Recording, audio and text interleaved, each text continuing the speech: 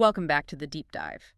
If you've been experimenting with image generation lately, you have almost certainly encountered the resolution barrier. Oh, definitely. Diffusion models have revolutionized synthesis, but they really struggle to scale cleanly beyond their typical training resolutions, whether that's 512 squared or 2024 squared. And if you, the user, attempt to just naively sample at a higher resolution, you get those awful repeating patterns. Or just bizarre geometric distortions, a total breakdown of coherence.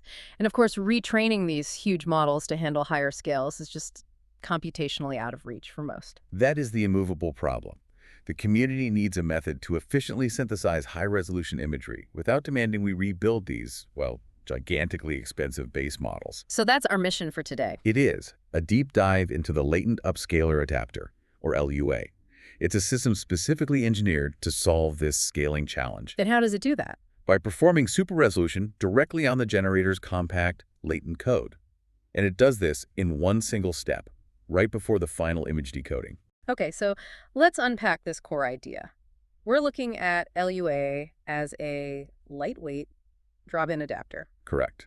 Zero modification to the base diffusion model, or the VAE decoder. So it's designed to just slip into an existing pipeline and allow for high-resolution synthesis using just one simple final feed-forward pass. All in that latent space.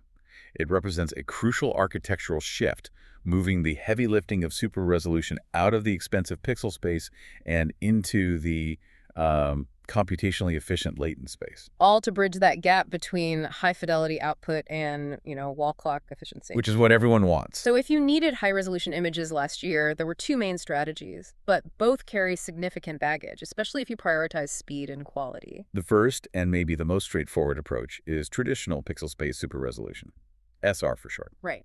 And the process is simple.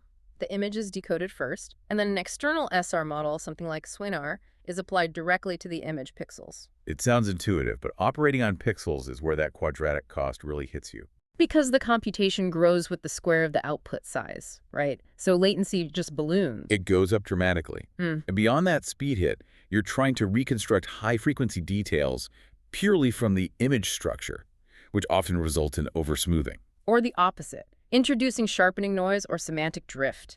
If you've seen an image that looks, too artificially crisp with weird artifacts, that can often be traced back to this process. The second prevailing strategy involves multi-stage latent space upsampling.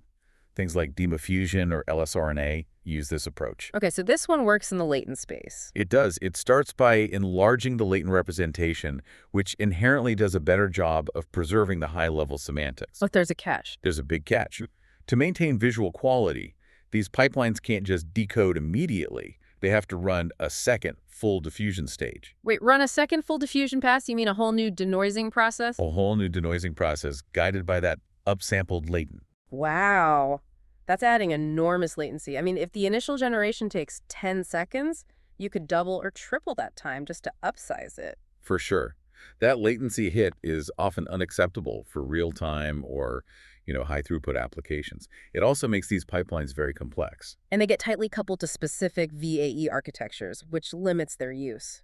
And critically, this problem exists because if you just resize the latent code, say, with simple bicubic interpolation, you aggressively depart from the manifold of valid latents. Ah, the manifold problem. It's sort of like trying to enlarge a highly compressed image that already threw away crucial data. That's a perfect analogy. The raw data might technically be bigger, but the internal structure is corrupted and the decoder just chokes on it. And that's when you get those unnatural textures and artifacts. Yeah. So the real challenge is finding a technique that can increase latent resolution while rigorously preserving that essential manifold geometry without needing a costly additional diffusion step. And LUA claims to be that single-pass solution. So let's turn to LUA itself.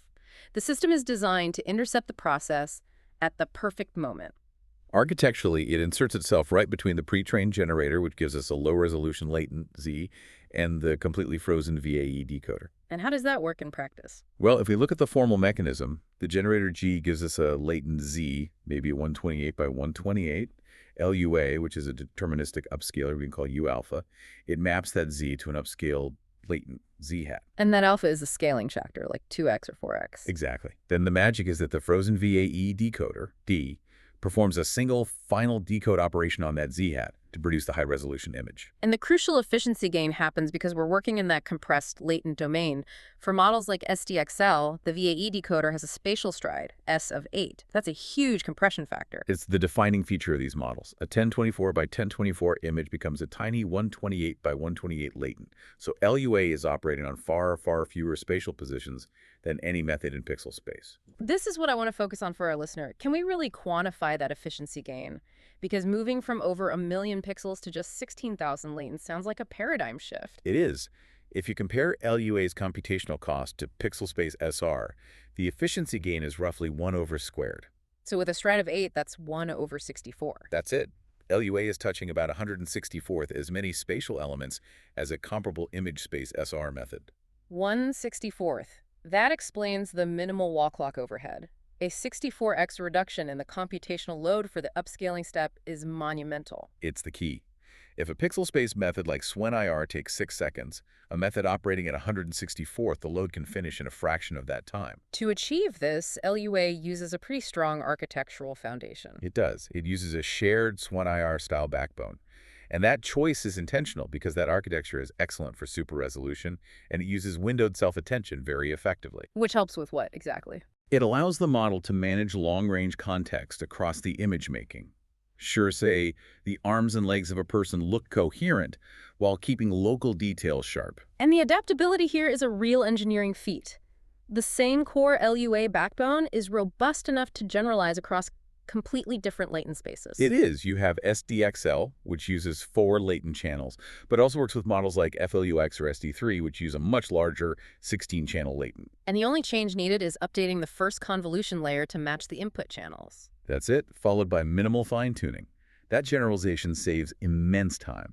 But getting this stability, especially with a fixed VAE decoder, was hard. This is where the training curriculum comes in. Yes.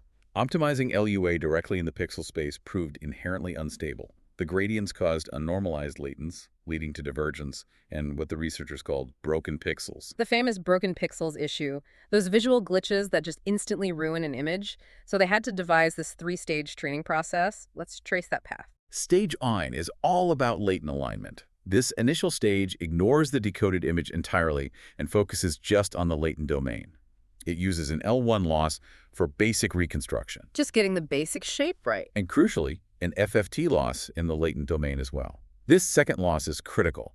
It forces the model to match the texture frequency, the spectral fingerprint of the original high-res latent. Okay, so that's spectral alignment in stage I must prevent the latent from wandering too far off that correct manifold.